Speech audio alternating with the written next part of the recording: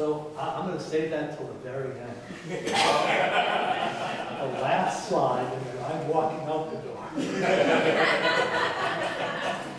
So there's CO2, there's sulfuric acid, right? I mean sulfur dioxide, carbon monoxide, volatile organic compounds, parts per million of this, parts per million of that, whatever, yada, yada, yada.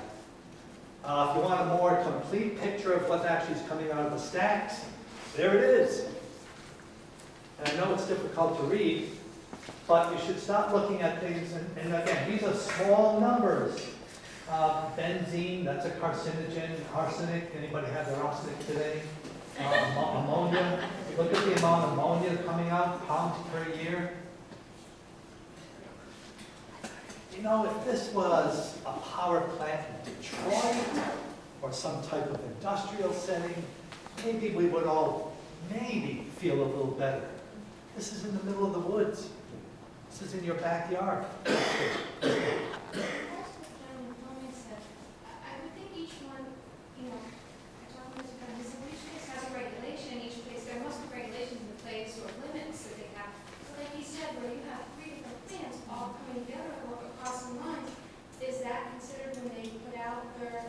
You know what I mean? It's one thing to say, yes, one place has regulations and they're going to meet that, but what are the laws or where do you go in regards to the crossover monitors? So there are these things called models. And a model is you look at a region, an area, Rhode Island, New England, whatever, and you look at the whole picture. What's coming in? What are the wind patterns? What's the likelihood of this? What's the likelihood of that? And you come up with a mathematical equation and you say, oh, it's a model. Now all I have to pump in is what this thing does, what this power plant puts out, and then bingo, I've got all these things. So in this particular case, they're going to use something called the consumptive emissions model. I think I got that right. Consumptive meaning wide area. I think it's from Boston to the New York border. And in that region, you look at coal-fired power plants, nuclear power plants, gas-fired power plants. You look at them all, look at the emissions, and then you come up with, is it a hazardous air pollutant? Is it a hazard? And according to the EPA, some of these aren't. These are allowances. These are what the EPA allows. That's from one plant. I mean, is anyone monitoring the fact that there are 3 of them combined? You know, I don't know the answer to that. I don't. I can't even be halfway decent, dangerous about that. Is that okay? Yeah. It's a great question. Find out. Give me a call. Tell me what. It changes everything. It does. It changes everything. Yes, Are ma'am. they saying that so many people are moving in that we need this much more energy? Are they saying that the population is increasing so much that, do they say we need this because of the population? So being in the market in ISO New England, we got to remember that. We got to think of this as not a energy plant making money. We've got to think of this as an investment company, a holding company, who's building this power plant in order to get investors to pay for it, and then that's how they're going to make money.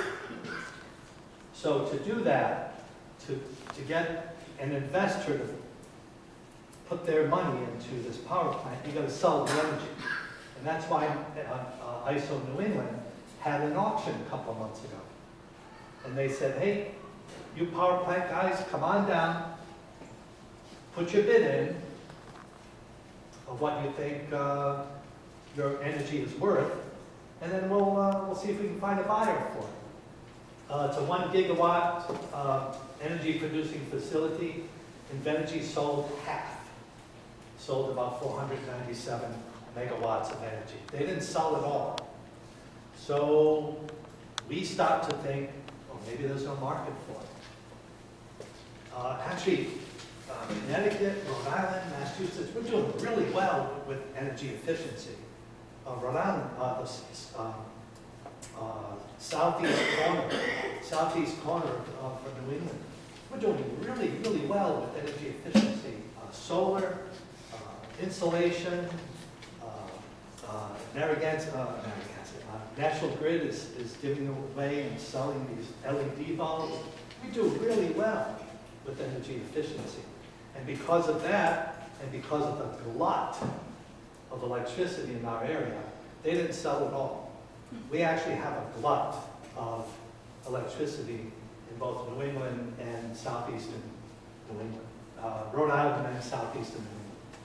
We have a glut of electricity. So what do you think is driving this need for power plants on this eastern seaboard? It's the potential for future growth.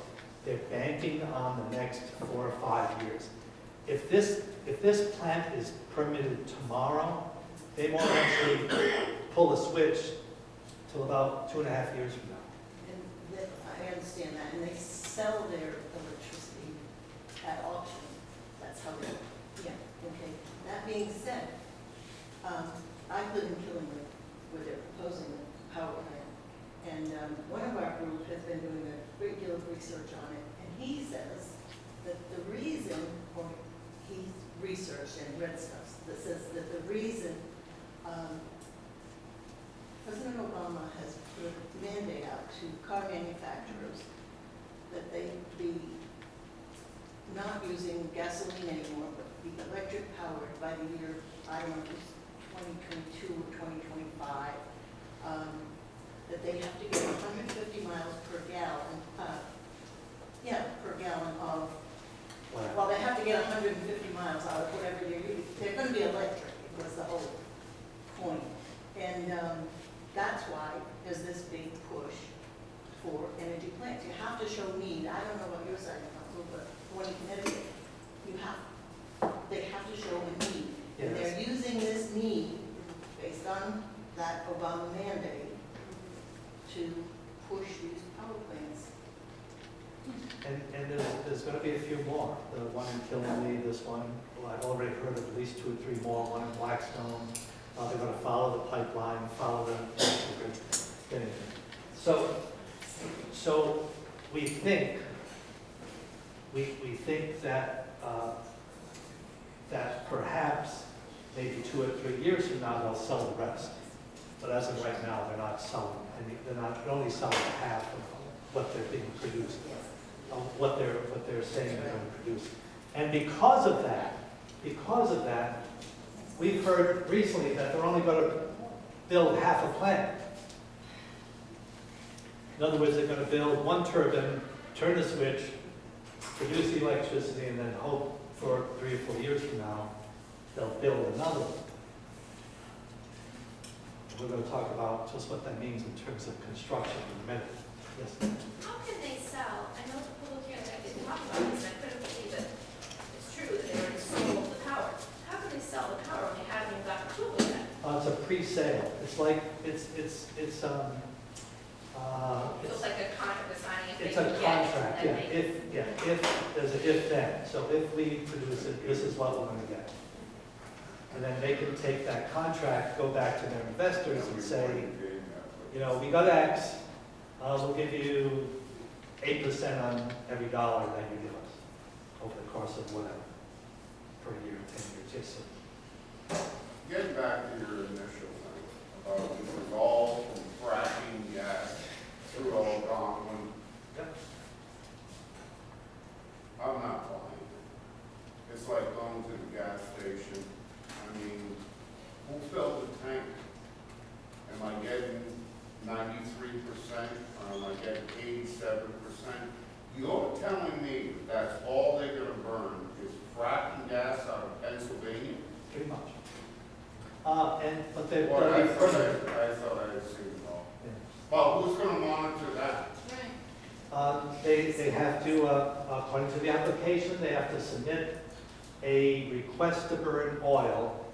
I think it's now, once they get permitted, it'll all go back to Rhode Island. So it'll be either Rhode Island DEM, Department of Environmental Management, Department of Health, but they'll put a request in for whatever reason. Gas can't travel, they have to shut the gas lines down in order to clean it, whatever it is, and then they'll turn on.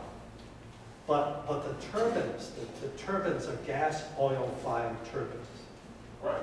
Okay, so But natural you're gas, saying natural. it's gonna be fracking gas that's gonna fire them. Yep. All right. Yeah, I mean, it's still methane, it's methane, Yeah. it's methane. So, there's no way in Killenly we're doing this plant. It's a $550 million project, running off a natural gas line. And there's a difference? No difference.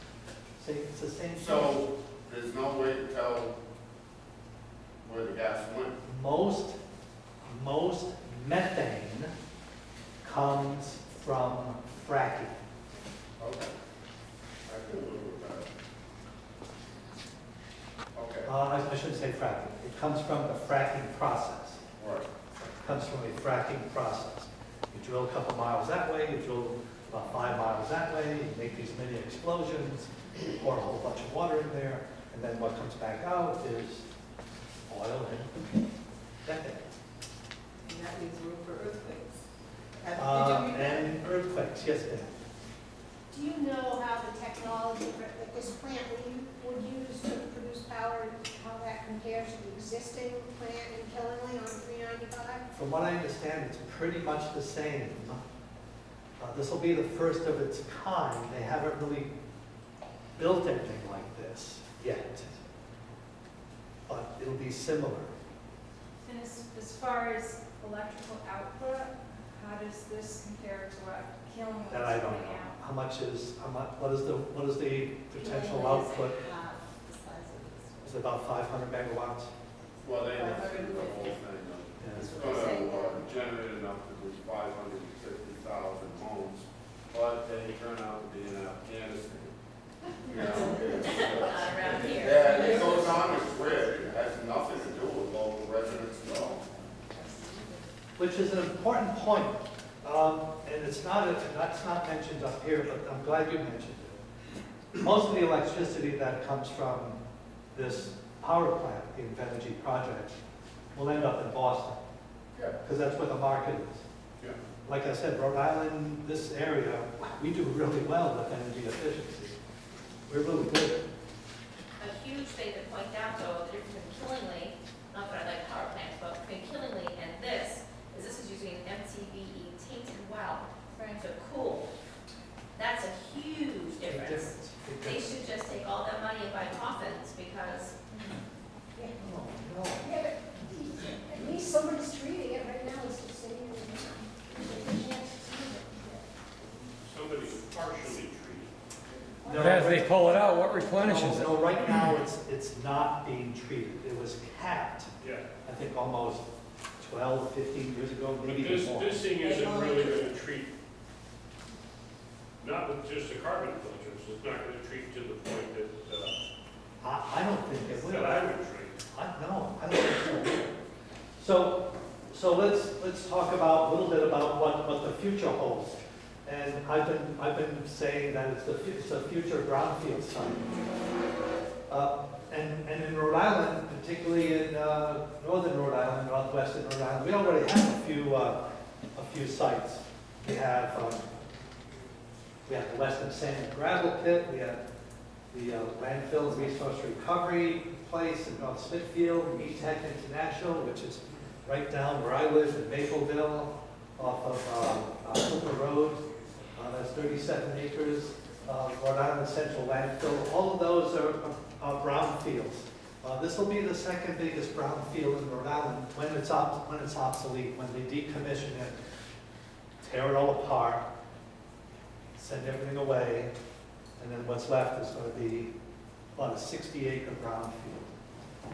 Like I said earlier, there's 2 million ultra-low fuel diesel storage tank. Also compacted soil from construction. Oil delivery trucks, there are 266 that have to come up that road, Wallen Lake Road, in order to fill up that 2 million gallon tank. Remember, they're using 2 millions, how many days? 5 days. Right? There's a 40 million gallon of concentrations less than 20% aqueous ammonia. And there's a reason that it's less than 20%, because EPA sets regulations for 20% aqueous ammonia. Their application says that their percentage of aqueous ammonia, and I hope I'm saying that right, is going to be 19%. So now the EPA doesn't have to regulate it. Did you get that? Could you repeat that one more time? Sure. EPA will regulate any storage tank with this thing called aqueous ammonia. What's aqueous ammonia? It's in some water solution. And if it's 20% or more, EPA regulates it. Invenergy is going to build a tank with aqueous ammonia that's only 19% aqueous ammonia. So EPA doesn't regulate it. And when you do the calculations, and we looked at, I looked at what actually is coming out of the smokestacks and what's going out of the wastewater treatment plant into the, what's coming out of the Invenergy project back to the Burrillville wastewater treatment plant. There's about 614 pounds of MTBE that goes into the river every year. Anybody want to swim in the Clear River? Go fishing with me? I call it the Clear River Energy Project because the Clear River Energy Center, because the land trust owns 2 properties where the Clear River comes through it. And to me, it's You know, it seems like if they put even just something as simple as a charcoal filter on their discharge lines, they'd knock a lot of that out. you know, put filters all over the place Change them. and change them every 5 days, 5 to 7 days. Yeah. Remember, there's an annual flow through that carbon filter of over 300,000 gallons per day. When's the last time you changed your fish tank?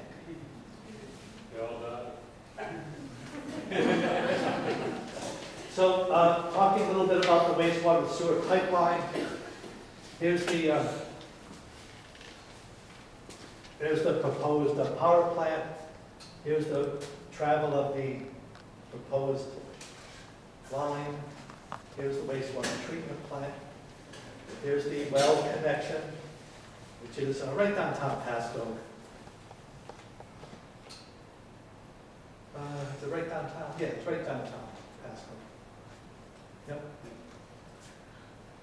So I want to read this statement too, because this statement deserves to be read. The facility has been configured to use dry cooling to conserve its water use, which also reduces total volume of wastewater generated by the facility. The wastewater volume generated by the facility will vary throughout the year, depending on the operating load and ambient conditions. Typical daily flow will vary from 69 to 89,000 gallons per day.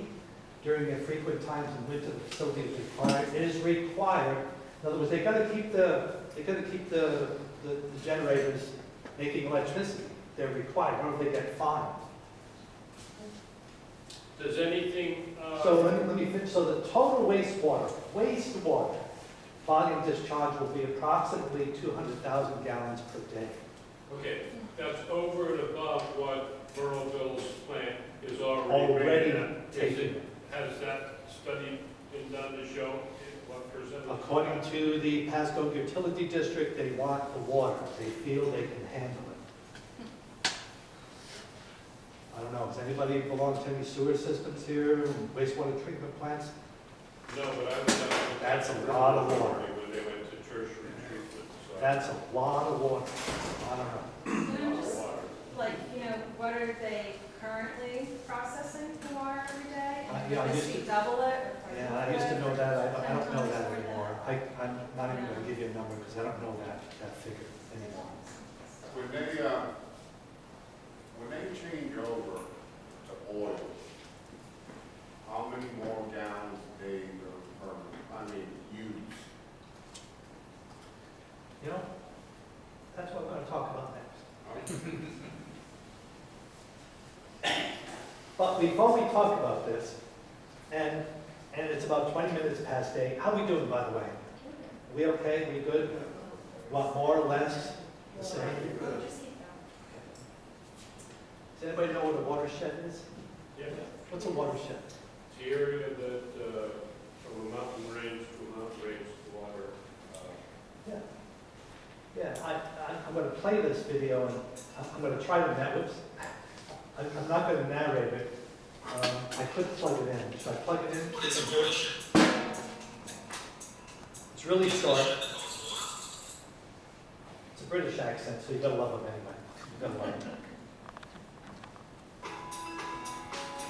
What is a watershed? Is it a shed that holds water? Try again. A watershed is all of the land that drains into the same location or body of water. People tend to think only of water bodies such as rivers, lakes and wetlands as being part of their watershed. However, any land, whether it is park, farm, forest, school parking lot, and even the soil we build our homes on is also included.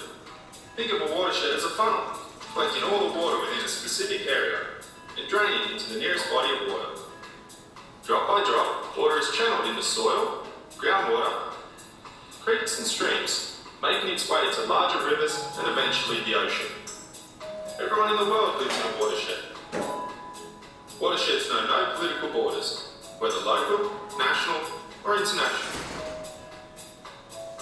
Our environment, our economy and our society all depend on a healthy watershed. So that's a watershed. Gives you some idea of what we're about to talk about. So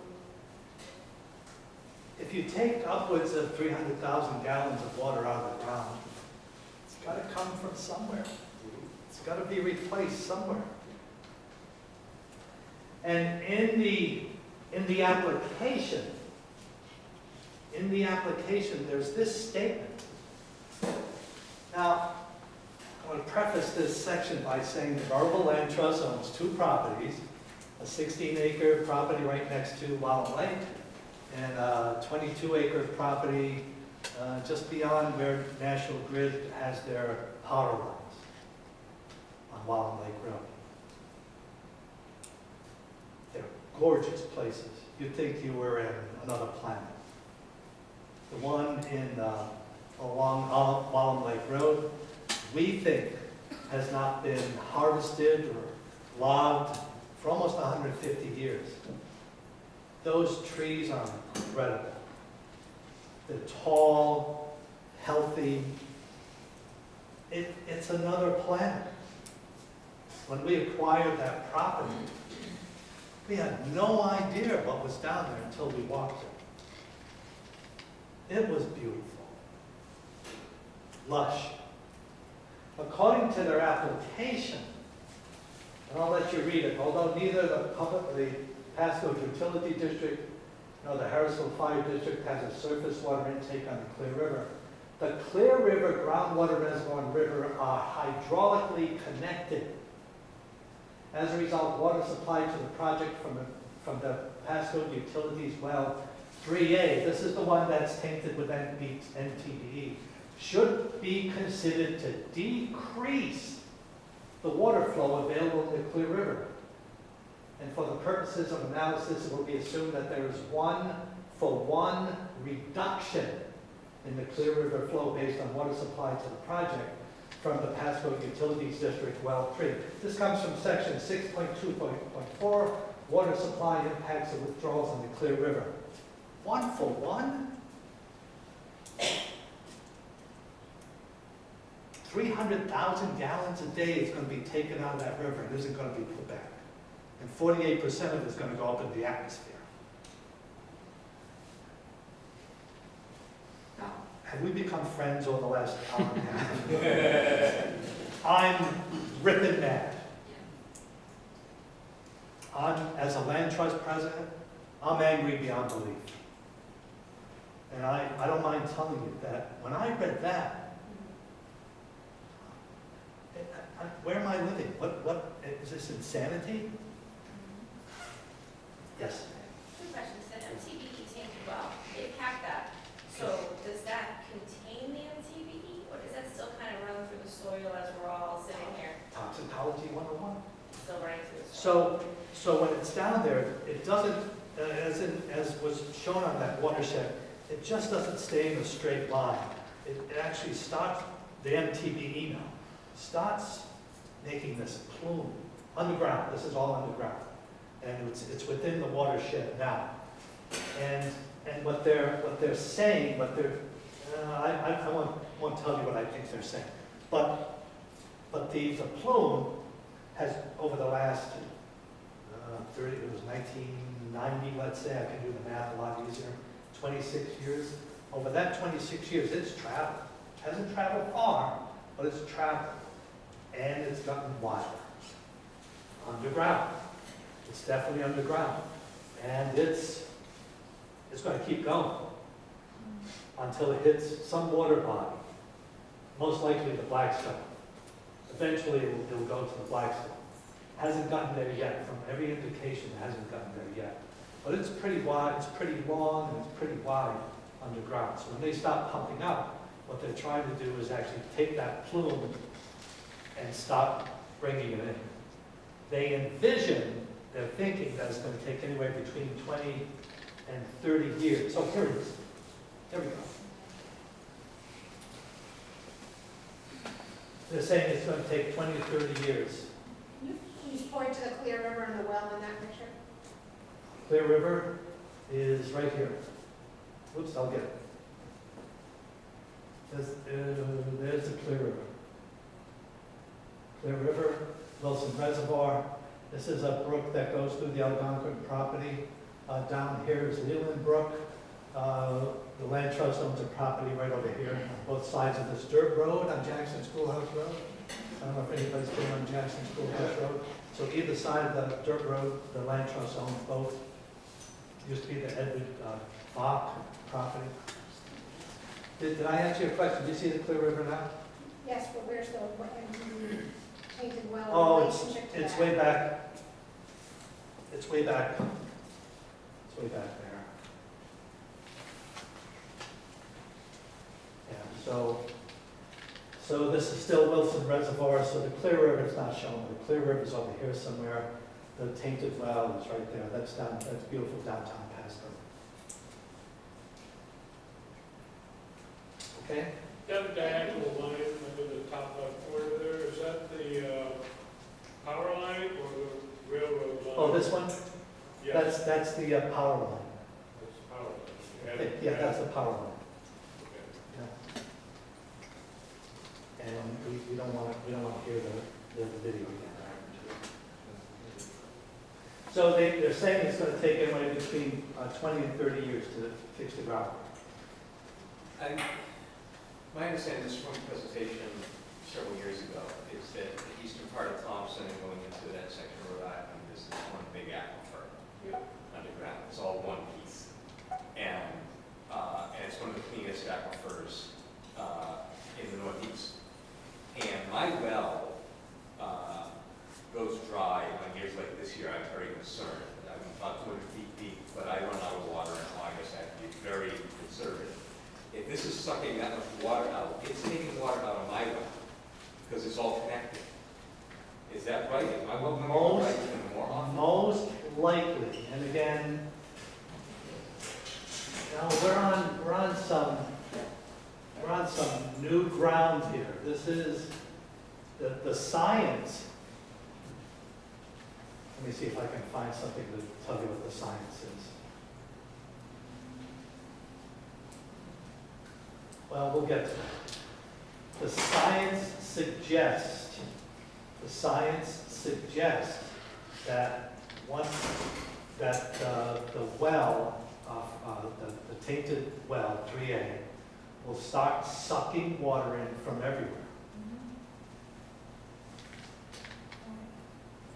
300,000 gallons a day, you can easily do the math. Let's see, anybody got a calculator? 3 times 365. I have to put a restrictor on mine to restrict it to a half a gallon a minute if I'm going to run a lot of water, like fill even my hot tub, my 500 gallon hot tub. If I don't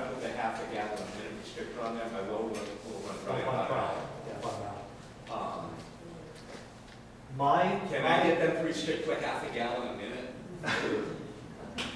I can sell them my restrictor, I'm happy to, I'll give it to them. Yeah, you know, from everything I've read, it's conflicting. There's a booklet out from DEM called Stream Flow Depletion Calculations. And according to that document, this will impact not only that immediate area, but an area that's about 5 miles in every direction. So just, Which Quantic is that close? Here we are, exactly. Quantic is definitely is that that, close. is that close, right? It's about 3.5 miles, 4 miles, max. No, it almost doesn't bother me, and I'm gonna say this, and I apologize for saying it. But it almost doesn't bother me, this doesn't bother me. What really bothers me is this. This is the stuff that goes up the smokestack. That's what really bothers me. So this is again from the application. To give you some kind of reference point, the above-ground oval swimming pool, which I used to have, is about 23,000 gallons of water. So that should give you some idea of what that looks like. So there's 23,000 gallons of water there. But again, you know, water use, I mean, some of these wells, the Pasco Utility District, well number 3, used to put out about 1 million gallons a day for its members. Pretty good well, right? So these numbers don't bother me. Almost this number doesn't bother me. This bothers me a lot. It's going to go up to the atmosphere. We're going to live in a rainforest. I don't know any other way to say it. That's what makes me ripping mad. I've read snow's even worse, too. I mean, are we on the same page about this? Is this bothering you as much as it? It's ugly. Thank you. It's ugly. About eating some snow. And I'm not making this up. It's not like, come here and just tell me some fictional stuff. I know you can't see it, but also this is a summary of the well water and wastewater discharge parameters. In other words, what else comes out of the well. Everything from ammonia, arsenic, benzene, some calcium, chloride, chloroform. There's a little bit, not really that much. We don't care about that. Copper, fluoride, lead, Flint, Michigan, anybody? Lead, magnesium, MTBE. Here's where that pound is coming from. Here's where it's come. Here's what's. There's the wastewater amount. Now, when you look at that number, you see the number is less coming out of the well than going to the plant. Any idea why? Up in here. It's being concentrated, right? And MTBE gets that water gets heated up. The water goes. And it would be concentrated in the carbon filters. It's coming out of the carbon filters, right? Exactly. Exactly. So the number actually went up, right? Pasco Utility District well water supply. This is what's in there. Projected Clear River Energy, whatever. Energy Project wastewater discharge. It's higher. That's what's going to the wastewater treatment. Well, they're not gonna treat. Ugly. Nuclear power plant is safer than this. You know, if you had the option. So, again, this is all from the Invenergy Project's application on the website. You can see some numbers there. If you can't see them, let me know. I'll read them out. But the winter, when they're firing oil, is almost 1 million gallons per day of water. And the annual average for firing natural gas is about 100,000 But again, and I hope you don't mind me saying this one more time, but this doesn't bother me, this doesn't bother me, this bothers me. That really, it really upsets me. The U.S. Department of Interior says consumptive evaporated water refers to water that is removed from a watershed by evapotranspiration. Goes up into the air, making it unavailable for other uses. That's what the U.S. Department of Interior says. And how much are we losing? About 33,000 gallons a day. 33,000 gallons a day. That's it's a little more than one oval swimming pool a day.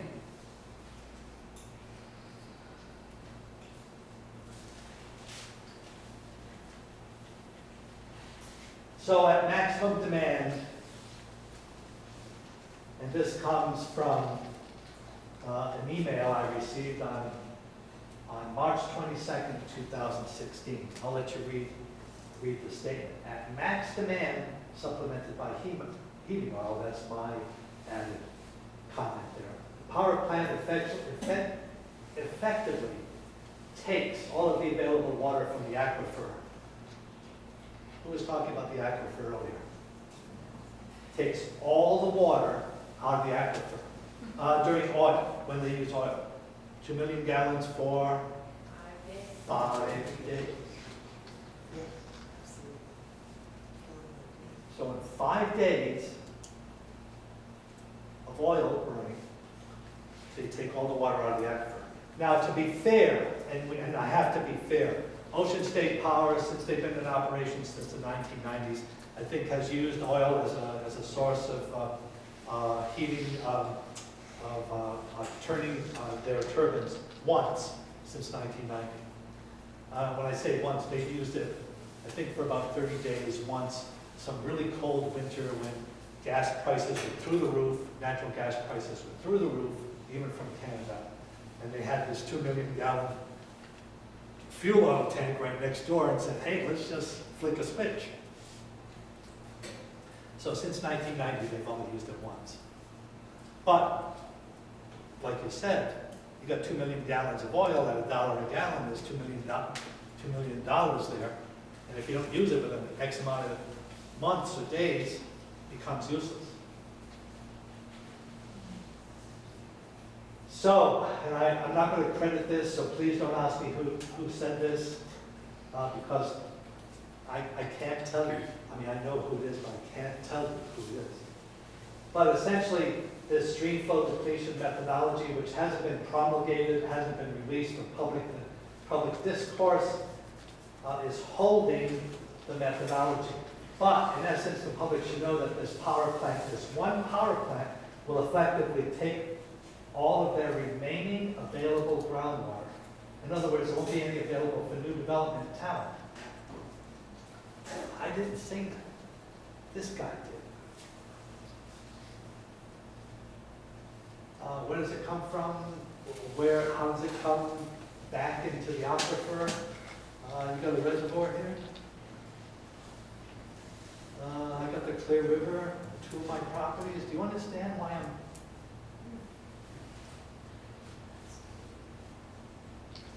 I'm going to quickly go through this and then we'll spend a little bit of time on money. I don't have any slides about money, but I can certainly talk about money.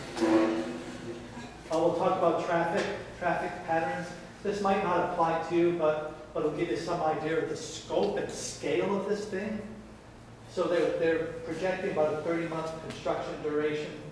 Hopefully, not hopefully, but they've actually been delayed a little bit, so that might be June or July of 2019. So about 3 years from now, they'll actually flick the switch and start generating something. At any one time, they But could they be up. haven't broken ground yet. No, they haven't broken ground. No, haven't broken ground. Have you received any approvals yet?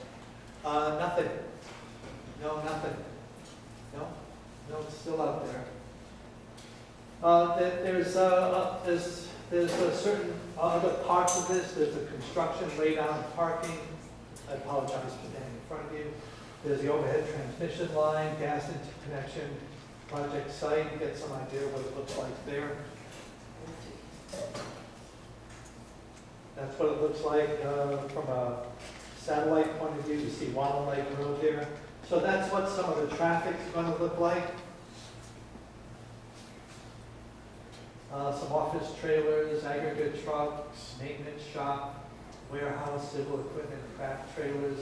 This all happens daily, 10 to 12 trucks per day. The loads per day could reach 60 or more. It's going to come up Wallen Lake Road. Has anybody traveled along Wallen Lake Road? Have you traveled through Pasco from 44? Have you taken 395 through Route 6 down 102 through Chepachet? Anybody? Oh, yeah. The heavy duty equipment, that was the light stuff. The heavy duty equipment, here's some of the numbers of what they're expecting. The air-cooled condensers, those were those things, that long things, narrow things. 900 trucks in the first quarter of 2018. You can read it. The STG or the steam turbine generators, the HRSGs or heat recovery steam generators, whatever. It's a lot of equipment. Most of it coming from Providence. Most of it coming up 44. Most of it going through Route 100. The red line is the projected route of this, of where the trucks are coming from. And some of the heavy duty stuff is going to be coming from barges and Narragansett Bay in the Port of Providence, 95, 146, 144, Route 7, whatever they can do at whatever time of day they can do it.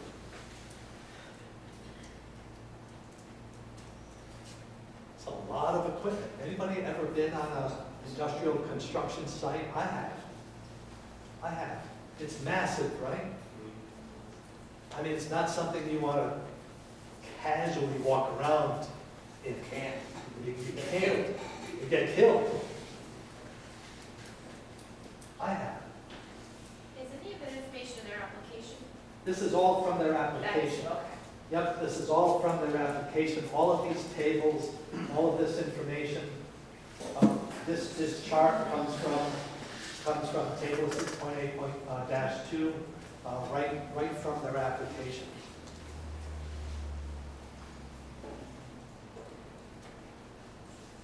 Another thing somebody mentioned at the hearing in Burrville was, once those carbon filters leave the site on a truck or the diesel fuel coming in, there's no liability from the power plant company. It's all the individual truckers. If there's a crash or a spill or something, it's not going to be the power plant's problem. It's going to be whoever's driving that truck. Yeah, we heard that recently, that the company will pretty much sub-opt the projects like that. When it comes to the responsibility of the truckers, the oil tank, delivery guys, men and women, whatever it is, wherever they hire, it's their responsibility and their liability. And we also heard that if the MTBE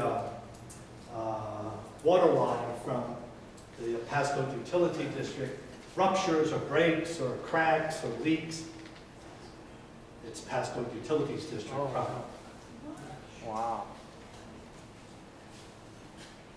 The oil that's they're going to get, isn't just going to come from Providence. Smithfield. They're projecting that's going to come from Smithfield. Smithfield, Rhode Island? Smithfield, Rhode Island. The one company's going to deliver that much oil? They're going to get rich.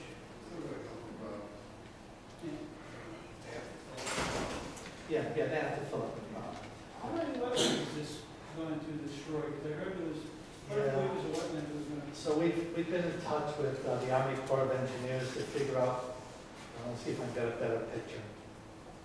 We've been in touch with, when I say we, I've been in touch with the Army Corps of Engineers to figure out what the issues might be with wetlands along this area.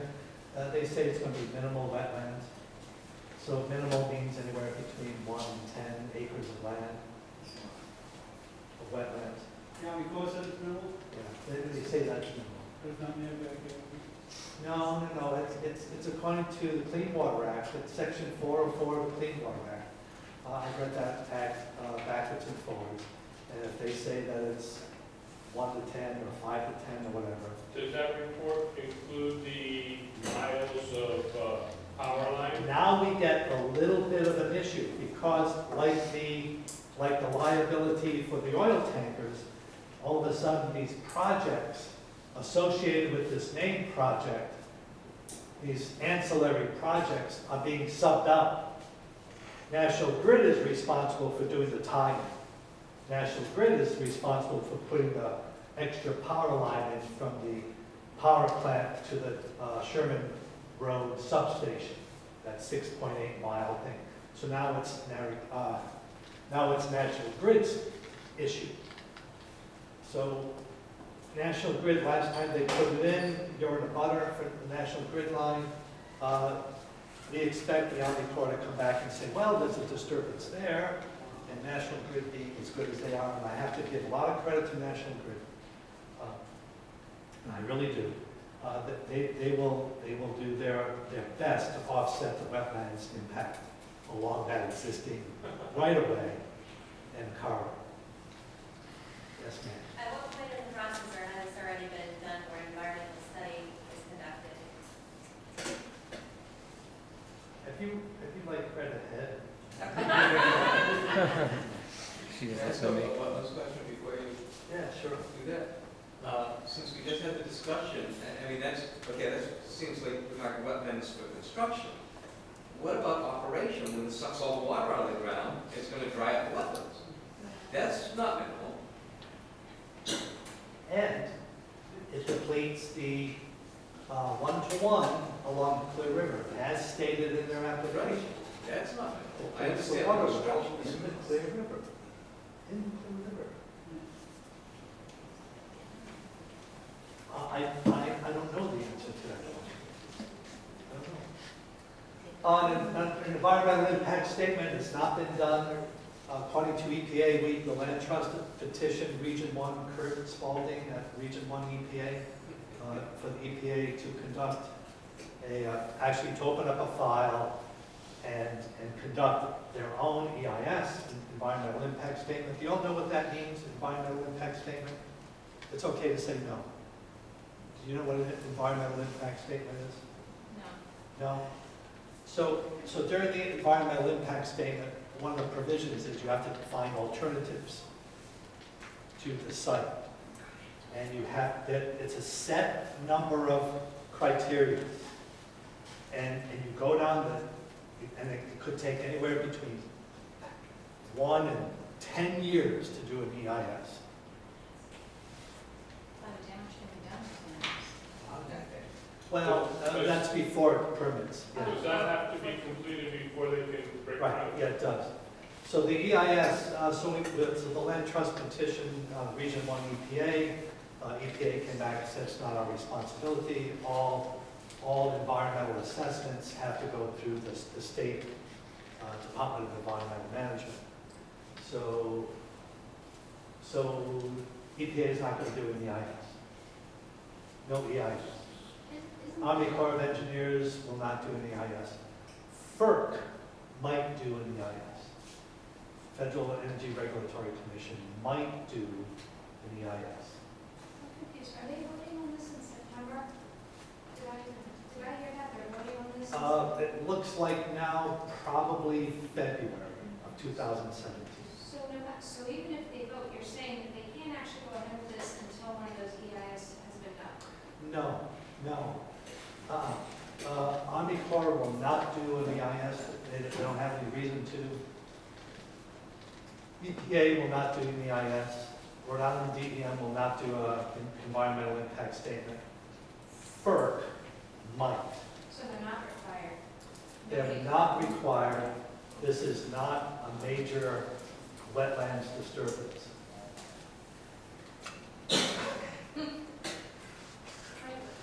Except the ammonia is 19% instead of 20%. Instead of 20. Yes, What if FERC doesn't do that environmental study? We've got $500,000, we can file suit against the state of Rhode Island.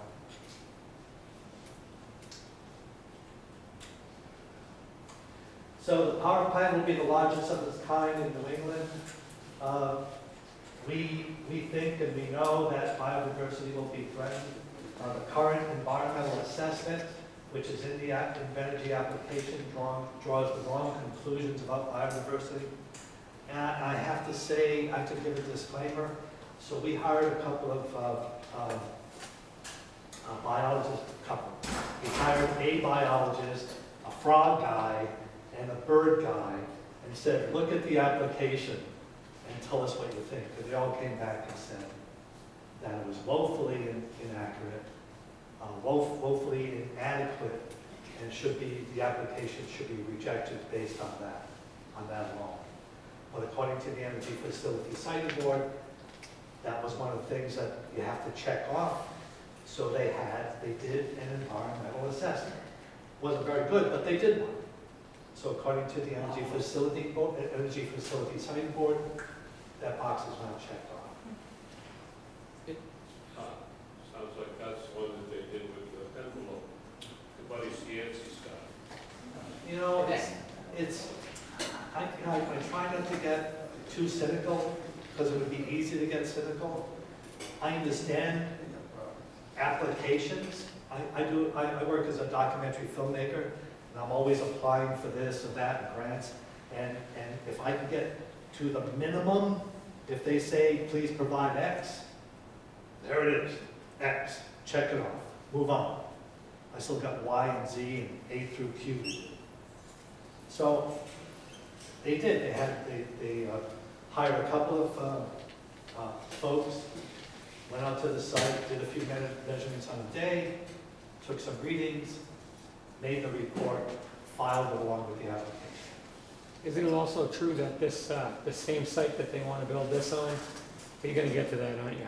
No, I'm not. I'm not going to get to that. The same site that this power plant they want to put on was on the list for Ocean State Power Plant before, and they did not pick this site because it would be too much of an impact on preserved land. So an environmental impact statement was done, and you can find it online. You look up Tennessee Valley Pipeline, Ocean State / Ocean State Power. You get this beautiful EIS, environmental impact statement. You go through the environmental impact statement, and voila, there's the site where the Invenergy project is. And guess what FERC and Army Corps of Engineers did? They rejected that site because of the disturbance impact to wetlands, the aquifer, and biodiversity. It was 1988, right? It was 1980 something. Yes, ma'am. Does Barrowville have a zoning board that has any authority? So the way the EFSB works, the Energy Facility Siting Board works, they ask for non-binding advisory opinions from a host of people. Zoning board, planning board. So the zoning board, planning board can all say, no, terrible, awful, and the EFSB could say, well, that's nice, thank you. How does the Never town know. of Burrillville feel about it? God awful, terrible.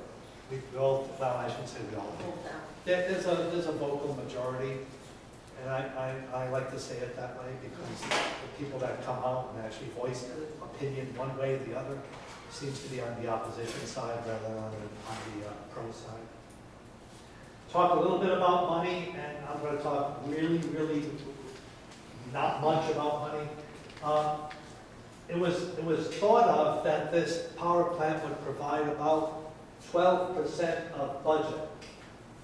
Right now, the budget in the town of Burrillville is about $50 million. And at the beginning stages of it, when the Invenergy project was going to be turned on, everybody thought, oh, they're going to use 2 turbines, they're going to sell all their energy, and they're going to make X amount of dollars. And we heard about $12 million a year. Oh, I'm sorry, no, about whatever 12% of whatever that, $6 million, thank you. About $6 million a year in tax revenue. That's what we thought. Interesting enough, about 3 months ago, when they only sold half their electricity, guess how much their willing to give to Burrowville. 95 cents. About $3 million. Yeah, so if you do the math, it's about 95 cents per day, or about $2.49 per household at 12% of budget, and $50 million, you can do the math real easy. 50 million, 12%, $60 million, divided by 16,000 people, you get the idea. Yes, sir. I believe in Uxbridge, they had a better site, and the Uxbridge people got it thrown out of there, and that's why they're knocking on Burrowville's door. Actually, it was afterwards. I thought it was after. And Uxbridge has their own municipal government rule. They can decide whether or not they want it. Rhode Island, town of Burrowville, every municipality in the town of Burrowville, that right was taken away by the establishment of this Energy Facility Siting Board. Yes. So what if Yeah, I'm sorry, did I answer your question? Yes. Yes. what if anything might persuade this siting board? All of us here. So that's where it comes to what we're going to do next. You've been reading my slides too. So your homework assignment tonight is to look at the application. Go back and take a look and find something that helps you understand a little better what you think this thing is all about. I only touched on 3 or 4 topics, 3 or 4 areas, and I didn't do a good job, but we've been here for 2 hours. Do you have a Facebook page with a link to this? Yeah. Facebook page, Burrowville Land Trust.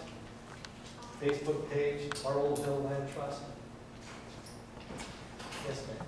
Question, Killingley site, it closed. How is this April? Is there any nighttime in Burrowville? It's slated for a football stadium type of lighting from 8 p.m. summer, fall lighting, 8 p.m. to 6 a.m. 8 p.m. to 6 a.m. Never be dark. They get the electricity for free. That's right. And I just, off of that, I want to point out, this siting is on Thompson Scenic Vista into Rhode Island. Yeah. So this will be what we look at from now on. That's right. If you could, Okay. Yes. I'm sorry. No, go ahead. Oh, go ahead. If you could do the math, when you said in the beginning this was a 1 Gigawatt. gigawatt. Gigawatt. The one in Killingley is a 550,000 Megawatts. megawatt. Megawatt. Tell me what the, 1,000 megawatts equal a gigawatt. 1,000 megawatts. okay. So this is a 1,000 megawatt plant, also known as a gigawatt. Okay. Megabytes, gigabytes. Let's call the whole Don't thing off. confuse me. Just for clarification, you indicated that this was the largest power plant of its kind. That's right. In New England, there are many power plants that are significantly larger than this one. That's right. Because, so I just want to make that clarification. That's right. When it's not the largest power plant. No, it'll be- It's of its kind. It'll actually be the second largest power plant in New England. It'll be the largest power plant of its kind. Right, but compared to the nuclear plants in Connecticut, It's it's tiny. This is time. It's 1 minute before 9 o'clock. I want to thank Ken, Shana, all the selectmen. I want to thank all of you for bearing with me for 2 hours. It's been a lot of fun and my pleasure. Thank you.